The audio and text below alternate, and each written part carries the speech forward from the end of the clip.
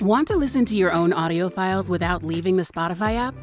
On Android, you can play everything in one place with our Local Files feature. With Local Files, you can have every old CD recording, every voice note, every song, and every podcast. Take forgotten voice notes and turn them into your daily dose of pep talks. Or hear your own recordings played alongside your favorite new releases. Activate Local Files on your Spotify app and start creating even more personal playlists. Ready for the tutorial? We're gonna make this one super easy. Open the Spotify app on your Android device. Go to the app settings and scroll down to toggle on Local Files. Next, go to your library, where you'll find your new Local Files folder.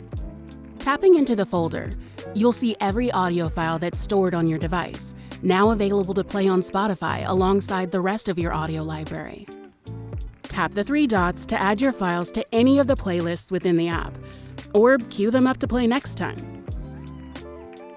Simple, seamless, so quick to set up. All the audio you love, all in one place.